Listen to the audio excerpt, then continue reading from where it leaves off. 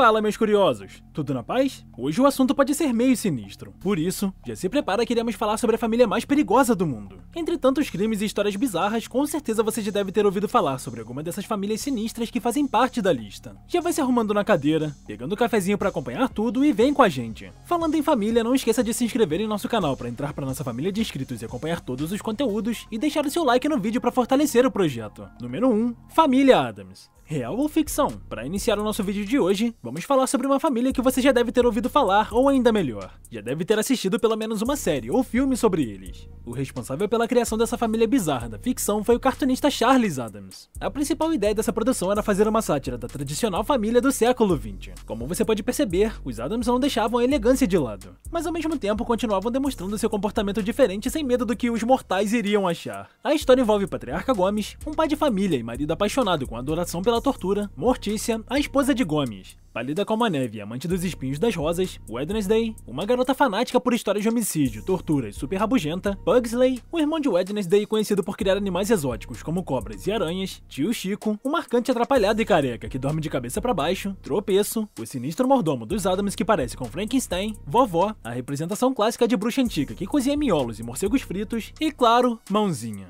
uma mão decepada com vida própria. Quem aí não lembra da clássica música da família Addams, não é verdade? Addams na vida real. Ok, você provavelmente deve conhecer essa história clássica da ficção que atravessa gerações ao redor do mundo. Agora, você sabia que existe uma família real que se parece muito com eles? A família de Rick Skrak e sua esposa Kate e seus 3 filhos, Winter, Samara e Kyle, é de arrepiar qualquer um que passe a 1 quilômetro de sua residência. Mesmo que não sejam criminosos, temos certeza que eles não são nada convencionais. Assustadores, excêntricos e misteriosos, são conhecidos como a família Addams de Nova Jersey. Simples assim. No Halloween é comum que muitas famílias, ainda mais nos Estados Unidos, tenham o hábito de se fantasiar e escolher algumas roupas bizarras. No entanto, até mesmo no Natal, Rick escolhe criar uma espécie de Papai Noel zumbi. Já no Dia das Bruxas, geralmente todos se vestem como zumbis assustadores. A casa deles fica mais ou menos assim nessa data. Se você também gosta de uma clássica noite de jogos, tenha em mente que para Rick e seus familiares esse hábito tradicional não é nada igual. O jogo preferido deles é simplesmente o tabuleiro ou Ouija, e inclusive, eles escolhem ir ao cemitério para deixar o ambiente mais real, digamos assim.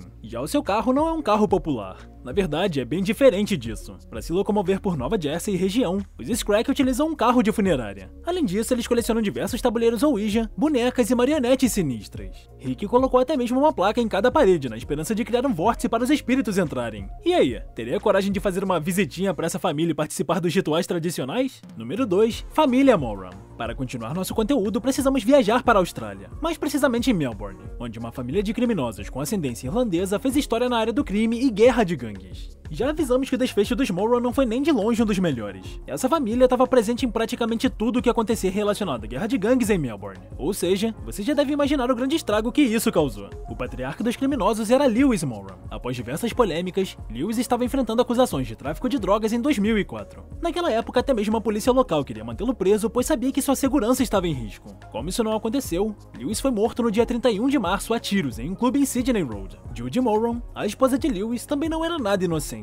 Acontece que Judy foi considerada culpada por estar envolvida no assassinato do irmão de seu marido. Por isso, em 10 de agosto de 2011, a mulher foi condenada a 26 anos de prisão. O irmão que estamos falando é Desmond Moran. Vamos entender um pouquinho melhor a história que Judy está envolvida. Após afirmar que estava fora de qualquer coisa relacionada a crimes, Desmond sofreu uma tentativa de assassinato bizarra ao estar sentado em seu carro no banco de passageiro. Isso aconteceu em 17 de março de 2009, e podemos considerar como um presságio do que aconteceria. Tudo naquele dia foi muito estranho, pois apenas um tiro isolado foi disparado rapidamente e o autor fugiu sem sequer olhar para trás, não tendo certeza se sua tarefa havia sido completada. Como era de se esperar, aquela tentativa mal sucedida não seria isolada. Logo, Desmond foi morto a tiros em 16 de junho, apenas 3 meses depois do primeiro episódio, em Ascot Vale. Vale lembrar que Judy não foi a única acusada pelo delito, pois mesmo sendo a principal acusada, tiveram mais envolvidos nessa morte planejada e cruel de um dos irmãos de Lewis. Mark Moran era filho de Judy, mas não de Lewis, pois seu pai era o primeiro marido da mulher, Leslie Cole, também morto a tiros após a separação com Judy. De qualquer maneira, Mark foi morto a tiros ainda no ano de 2000.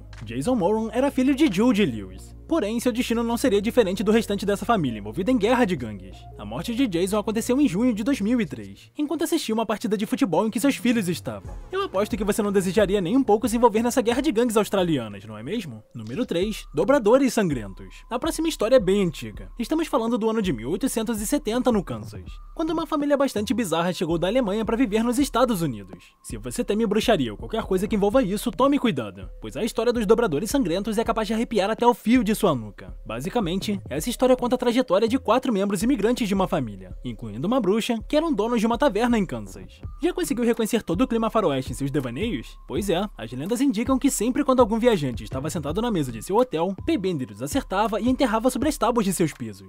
Inclusive, os boatos indicavam que essa macabra família chegou a enterrar uma criança viva, quando finalmente uma multidão enfurecida se aproximou para tomar providências, como aquela clássica cena de Shrek, onde as pessoas do vilarejo estão buscando retaliar o ogro. Eles desapareceram sem deixar quaisquer vestígios. Alguns dizem que foram mortos, outros que foram queimados vivos. Para muitos, a família composta por P-Bender, Elvira, seus 2 filhos John Jr. e Kate, é considerada a família mais perigosa que já existiu no mundo inteiro. Afinal, muito além de lendas, guerras de gangues ou coisas assim, eles mexiam com algo que ninguém é capaz de explicar. A tática para sumir com os viajantes era bem simples. Kate colocava os anúncios na cidade para atrair o público. Quando chegavam ao hotel, o filho John Jr., ou principalmente Kate, distraíam os homens conversando e atrás do pano de mesa que estavam sentados, P-Bender os pegava desprevenidos para acertá-los. No início, os desaparecimentos eram vistos como coisas normais, mas com o passar do tempo, estimava-se que mais de 10 pessoas já haviam sumido nos arredores do Kansas.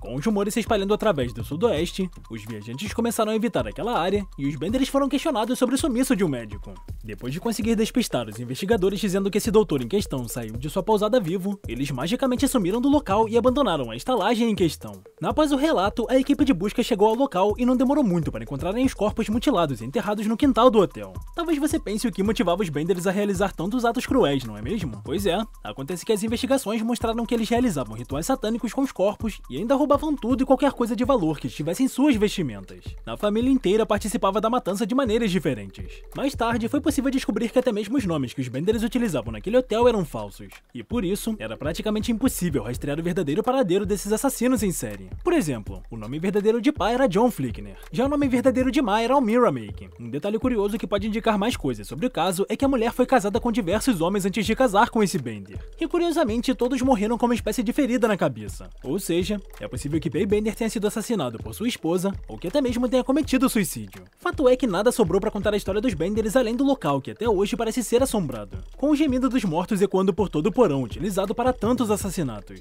Ainda assim, o museu foi inaugurado utilizando uma réplica da cabana e 3 dos martelos clássicos de tanta chacina. Infelizmente ou felizmente, o museu dedicado não existe mais. No entanto, os artefatos foram transferidos para outro museu histórico e lendário dos arredores. E aí, gostaria de fazer uma visitinha ao local? Por hoje é só. Tomem cuidado e até a próxima, curiosos e curiosas!